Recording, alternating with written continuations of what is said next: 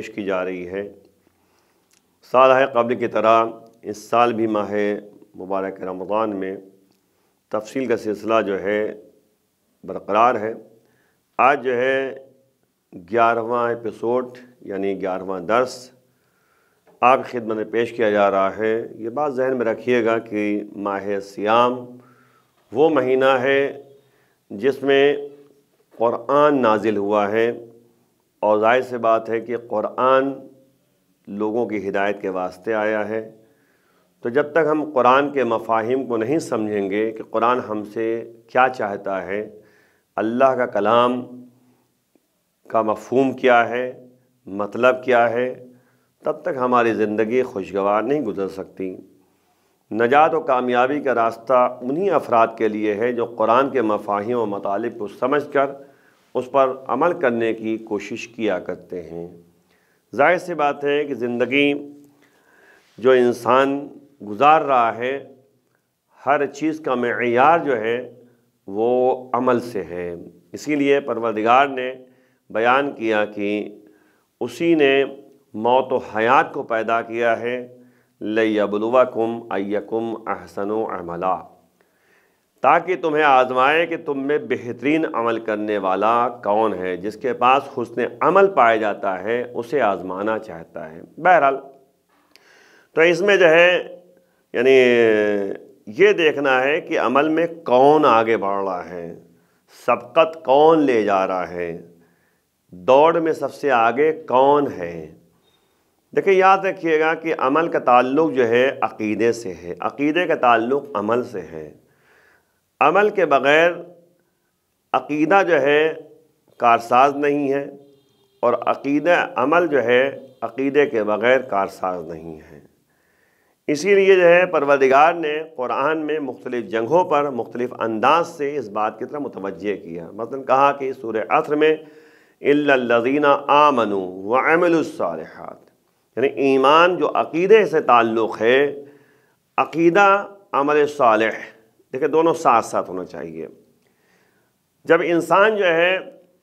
عقیدہ مضبوط کر لیتا ہے تو اس کے لوازم کا پیش خیمہ جو یعنی عمل کا پیش خیمہ ہے عقیدہ، کیونکہ عقیدے کے بغیر جو ہے عمل کارساز نہیں ہے، اور بغیر عمل کے عقیدہ بھی جو ہے اس طریقے سے زیادہ یعنی نتیجہ بخش نہیں ہے، یوں کہا جائے۔ کیونکہ ظاہر سی بات ہے کہ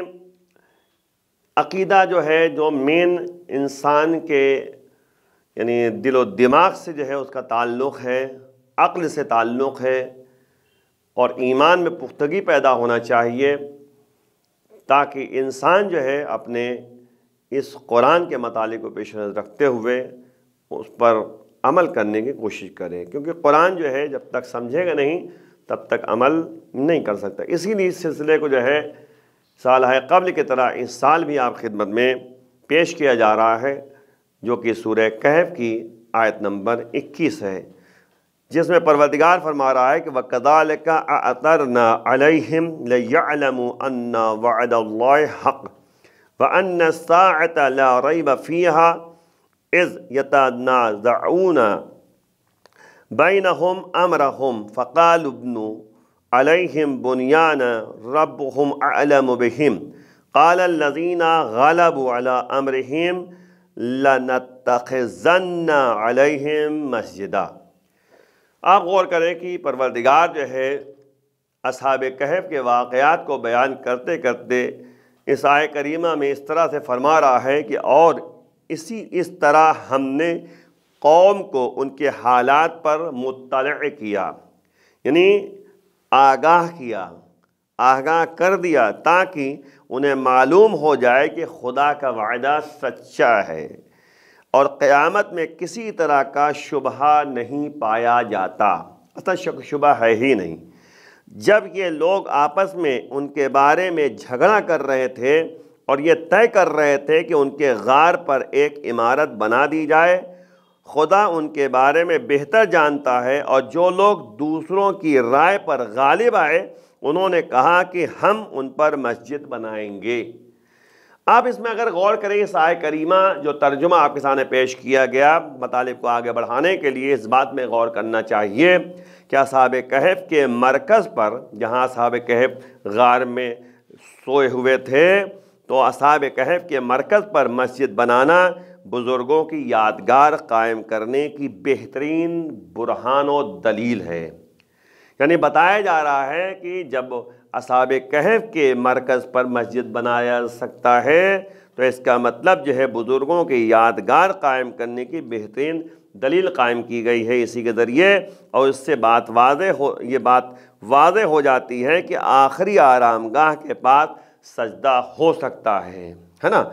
اس میں کسی شرک کا امکان نہیں پایا جاتا۔ اور اسی طریقے سے اگر آپ غور کریں تو اس میں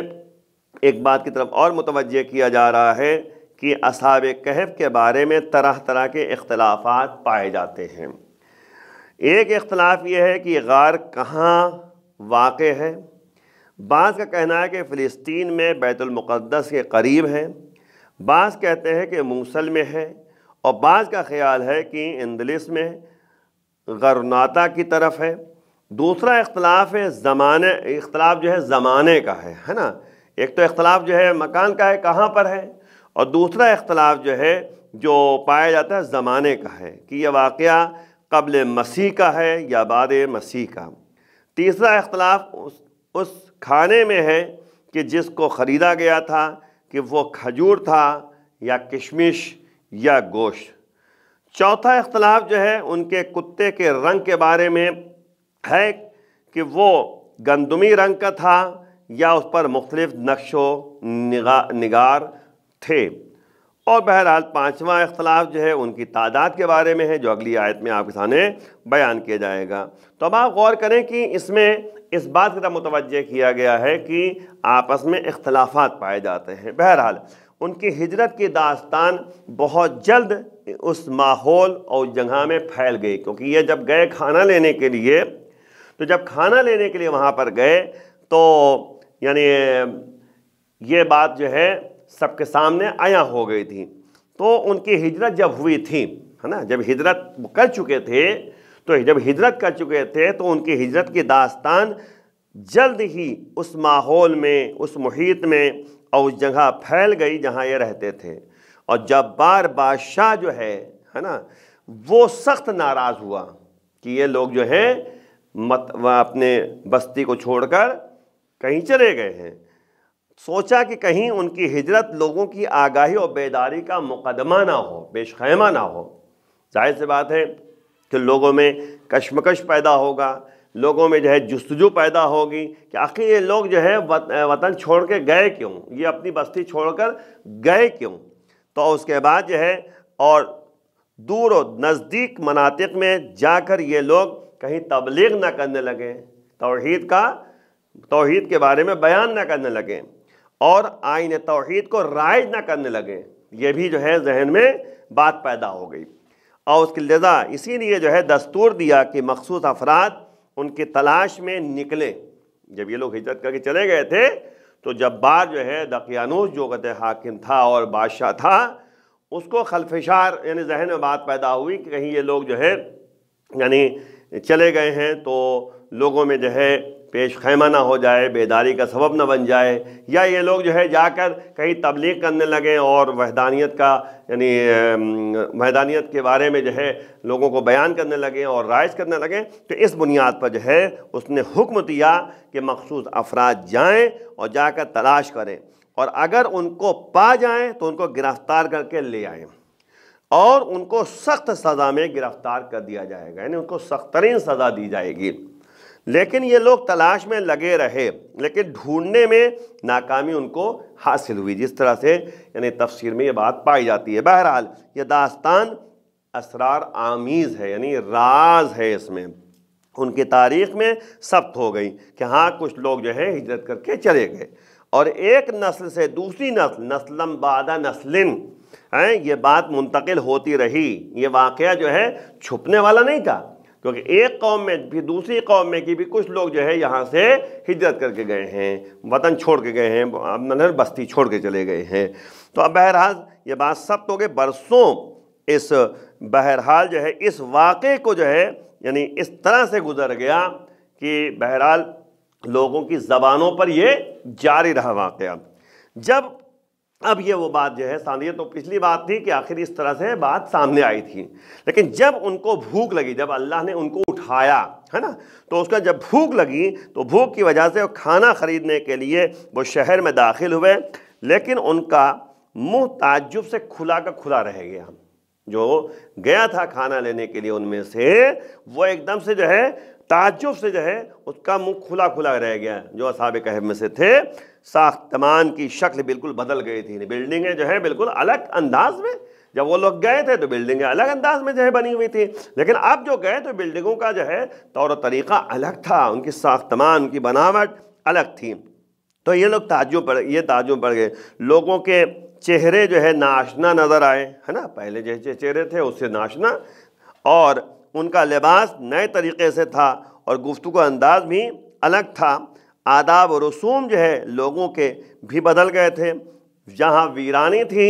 وہاں پہ جو ہے محل بن گئے، اور جہاں محل بنے ہوئے تھے وہاں ویرانی چھا گئی، ہے نا۔ اس طرح سے جو ہے وہ تعجب پڑے رہے۔ شاید ایک لمحے انہوں نے فکر کیا ہو کہ کہیں ان کی نیند تو نہیں ہے، کبھی خواب طاری تو نہیں ہو گیا، کبھی خواب نیند میں تو نہیں ہے یہ جو یعنی خواب دیکھ رہے ہیں، یہ کہیں ایک خواب تو نہیں ہے۔ بہرحال یہ بھی جو ہے اپنی آنکھوں کو ملنے لگے کہ کہیں ہم تو سو تو نہیں رہے، تو آنکھوں کو ملنے لگے کہ حقیقت سامنے آ جائے۔ بہرحال لیکن جب آنکھوں کو مل لیا انہوں نے تو لیکن متوجہ ہوتے ہیں کہ یہ سب جو ہے عین حقیقت ہے، عین واقعیت ہے، جو دکھ رہا ہے وہ حقیقت میں دکھ رہا ہے۔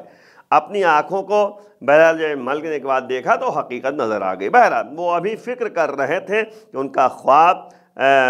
غار میں ایک دن تھا یا آدھے دن کا تھا، یہ بھی سوچنے لگے، یعنی جو نیند تھی، سوئے تھے ایک دن سوئے تھے یا آدھے دن سوئے تھے، پس یہ بدلاؤ کیسا؟ اگر ہم ایک دن سوئے تھے تو ایک دن میں کیسے بدلاؤ؟ آدھے دن سوئے تھے تو اتنا بدلاؤ کیسے پیدا ہو گیا؟ تبدیلی کیسے پیدا ہو گئی؟ اتنی تبدیلی، اتنا تغیرات جو پیدا ہوئے ایک دن میں کیسے امکان پذیر ہے؟ یہ بہت تعجب ہے۔ دوسری طرف ان کے قیافے اور ان کے لباس بھی لوگوں کے لیے بھی عجیب و غریب تھے، یعنی لوگ جو ہے ان کو جب دیکھ رہے تھے تو ان کا جو ہے چلنے کا ڈھنگ ہے نا، ان کا لباس ہے، ان کے گفتگو کا انداز، ان کے چہرے کی جو بناوٹ، یہ سب جو ہے لوگوں کے لیے بھی تعجب آور تھی، ہے نا۔ دوسری طرف جو ہے ان کے قیافے ہے نا، چہرے کے قیافہ میں نے چہرے کا جو ہے طور طریقہ کہ چہرے کی بناوٹ ہے نا، ان کے لباس بھی لوگوں کے لیے بھی عجیب و غریب ہے اور نامانوس۔ ان کا لباس، بات کرنے کا ڈھنگ، چہرہ سب نیا تھا لوگوں کے لیے۔ اسی وجہ سے لوگوں کی توجہ ان کی طرف ہوئی اور ان کی طرف رواں دواں ہوئے، ہیں چلنے لگے کہ دیکھے گا کہ ہیں کون۔ تعجب اس وقت زیادہ ہوا جب اپنا ہاتھ جیب میں ڈالا اور سکہ نکالا تاکہ کھانے کی قیمت ادا کریں، تو دکاندار کی آنکھ جیسے ہی سکے پر پڑی نا، جو 300 سال قبل کی بات ہے نا، پہلے کی تعلق سکے کا تعلق ہے، تو اور شاید جو ہے دقیانوس کا نام بھی جو ہے اس پر نقش تھا، ہے نا، مدن کندہ تھا۔ جب وضاحت طلب کی تو کہا کہ ابھی اس سکے کو میرے ہاتھ میں آیا ہے، یعنی جیسے لگتا کہ انہوں نے کہا کہ بھئی ایک دن پہلے تو میرے پاس سکہ آیا ہے، ابھی ایک دن پہلے تو ہمارے پاس تھا۔ دھیرے دھیرے حالات سے لوگوں پر یہ بات مسلم ہوئی کہ یہ شخص اس گروہ میں سے ہے جس کا نام تاریخ میں 300 سال قبل پڑھا تھا انہوں نے، اور مختلف جلسوں میں ان کے واقعات کا تذکرہ بھی کیا جاتا رہا۔ اب یہ بہرحال جو ہے ان میں یہ بات یعنی حقیقت جو ہے عیاں ہونے لگی اور بات سمجھ میں آنے لگی، اور خود وہ بھی متوجہ ہوئے کہ گہرے خواب و طولانی میں رہے ہیں۔ یہ مسئلہ آگ کی طرح پورے شہر میں پھیل گیا، یعنی واقعہ جو ہے یہ مسئلہ جو ہے سب جہاں پورے طرف پھیل گیا کہ بھیا وہ اصحاب کہف جو کہتے واقعہ ہم لوگ سنتے رہتے تھے، ان میں سے ایک شخص جو ہے وہ ہمیں نظر آ گیا۔ بہرحال ایک زبان سے دوسری زبان، ایک سے دوسری زبان تک یہ بات پہنچتی رہی، اور بعد مورخین نے یہ بھی لکھا ہے تاریخ نویسان نے کہ اس زمانے میں حاکم ایک صالح اور موحد تھا، توحید پرست تھا، عمل صالح انجام دینے والا نیک بندہ تھا، لیکن معاد جسمانی ہے نا، جو مادی جسمانی قیامت میں جو جسم کو اٹھایا جائے گا، ہے نا، یہ بھی تو مسئلہ مادی جسمانی، اور مردوں کو زندہ ہونے کا مسئلہ لوگوں کے لیے باور کرنا مشکل تھا کہ کس طریقے سے باور کریں، کس طریقے سے اس کو سمجھیں۔ کچھ افراد کے لیے یقین کرنا بہت ہی مشکل تھا کہ کس طرح مرنے کے بعد زندگی ملے گی، ہے نا، کیسے زندہ کیا جائے گا۔ لیکن اصحاب کہف کے خواب کا معاملہ دلیل مستحکم و مضبوط اور محکم دلیل ان کے لیے تھی، لہذا قرآن میں بیان ہوتا ہے کہ جس طرح ان کو خواب میں ہم نے غرق کر دیا تھا، ہے نا، خواب میں غرق کر 300 سے زیادہ سال جو ہے خواب میں رکھا، نیند میں رکھا، طولانی اور گہری نیند سے جب بیدار کیا ہم نے اور لوگوں کو ان کی حالت سے باخبر کر دیا گیا تاکہ جان جائیں کہ خدا کے معاد کا وعدہ اور قیامت کا وعدہ حق ہے اور سچا ہے۔ دنیا کے ختم اور قیامت کے برپا ہونے میں کوئی شک نہیں ہے نا۔ قرآن کیا کہہ رہا ہے؟ وَأَنَّ السَّاعَةَ لَا رَيْبَ فِيهَا، ساعت مانے قیامت، قیامت اس میں زیادہ برابر بھی شک و شبہ کی گنجائش نہیں ہے۔ تو اللہ نے اس طریقے سے ان کو 300 سال سے زیادہ خواب میں رکھ کر اور نیند میں رکھ کر اور بیدار کر کے بتا دیا کہ تم جس طریقے سے یہ دیکھ رہے ہو ویسے ہی تمہیں جو ہے اس دنیا سے، یعنی اس دنیا میں دوبارہ زندہ کیا جائے گا، یعنی اس دنیا سے تم جب موت تم پر طاری ہو جائے گی، اس دنیا سے تم چلے جاؤ گے تو پھر وہ وقت آئے گا جب تمہیں دوبارہ زندہ کیا جائے گا، اور اس میں ذرہ برابر شک کی کوئی گنجائش نہیں ہے۔ کیونکہ یہ طولانی نیند برسوں رہی ہے تو یہ نیند موت کی شباہت کے بغیر نہ تھی، یعنی آپ سوچ دیجئے ایک طریقے سے موت ان کے پر طاری ہو گیا تھا، ہے نا، ظاہر بات نیند تھی لیکن نہ وہ سن رہے تھے نہ دیکھ رہے تھے، ہے نا، تو یہ ایک طریقے سے موت ان پر طاری ہو گئی 300 سے زیادہ وقت، اور اس کے بعد ان کا بیدار ہونا بھی جو ہے قیامت کی شبیہ ہے، یعنی جس طرح قیامت دن جو ہے اللہ اٹھائے گا ویسے ہی جو ہے کہتے ہیں یہاں پر اٹھا کر جو ہے ایک یعنی نشانی جو ہے پیش کی ہے لوگوں کے سامنے، بلکہ یہ کہہ سکتے ہیں کہ یہ خواب اور بیداری، یہ نیند اور بیداری مرنے اور پلٹنے سے بھی زیادہ عجیب و غریب تھی۔ بھائی وہاں تو کہتے ہیں کہ جسم بوسیدہ ہو جائے گا، اور جسم بوسیدہ ہونے کے بعد جو ہے دوبارہ اٹھایا جائے گا نا، کیونکہ برسوں گزرنے کے بعد بھی ان کا بدن خراب نہ ہوا، ہے نا، جبکہ نہ کھانا کھاتے تھے نہ پانی پیتے تھے، اس مدت میں کیسے زندہ رہے؟ کیا یہ قیامت کے لیے بہترین دلیل نہیں ہے؟ کیا کافی دلیل نہیں ہے؟ بعض مورخین تاریخ نویسان کا لکھنا ہے کہ جو شخص خریدنے گیا تھا وہ تیزی سے غار کی طرف پلٹا اور اپنے دوستوں سے ماجرا بتایا، سب کے سب تعجب میں پڑ گئے۔ تب ان کو احساس ہوا کہ بچے، بھائی، دوست، احباب یہ سب جو ہے وہ کھو چکے ہیں اور وہ سب مر چکے ہیں، سابق دوستوں میں کوئی نہ بچا۔ ان کا تحمل کرنا جو ہے بہت سخت تھا ان لوگوں کے لیے۔ خدا سے انہوں نے دعا کی، درخواست کی کہ ان کی آنکھ اس جہان سے بند ہو جائے، اور آخر میں اسی طرح ہوا کہ ان کی آنکھیں بند ہو گئیں اور ان پر نیند طاری ہو گیا، اور آج تک کیا تا قیامت جو ہے وہ ان کے اوپر نیند طاری ہے اور وہ سو رہے ہیں۔ اللہ جو ہے جب چاہے گا تو ان کو بیدار کرے گا۔ یہ بھی ایک طریقے سے نشانی ہے اللہ کی جو ہمیں بتایا جا رہا ہے۔ جس طریقے سے آپ دیکھیں کہ سورہ یاسین میں آخری حصے میں آپ دیکھیے کہ جلدی صاحب کے سامنے 2 منٹ کے اندر کہ آخر جو ہے وہ واقعہ بھی نقل کیا گیا ہے کہ ایک شخص جو ہے نبی کی خدمت میں آیا اور آنے کے بعد یہ کہتا ہے کہ یہ بوسیدہ ہڈی ہے۔ اس نے نبی کے سامنے یوں مسلا اور مسلنے کے بعد پھونک مار دیا، ہوا میں اڑا دیا۔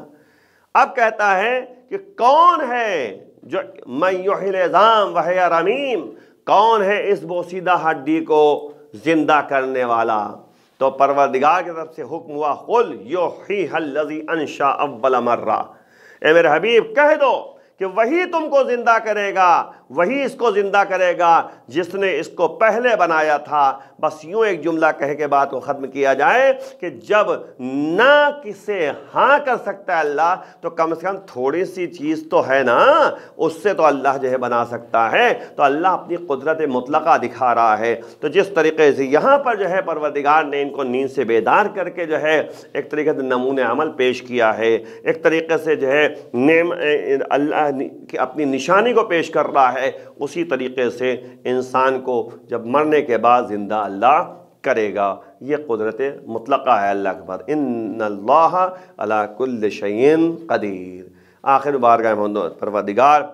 بحق زہرا و ابیہا و بعلہا و بنیہا ہم سب کے گناہوں کو معاف فرما۔ پروردگار امام کے اعوان انصار میں شمار فرما۔ پروردگار قرضدار کے قرض ادا فرما۔ ماہ سیام ہے، پروردگار ہمارے اعمال کو قبول فرما، ہمیں تزکیہ نفس کرنے کی توفیق عنایت فرما، امام زمانے کے ظہور میں تعجیل فرما۔ وآخر دعوانا الحمدللہ رب العالمین، والسلام علیکم ورحمۃ اللہ وبرکاتہ۔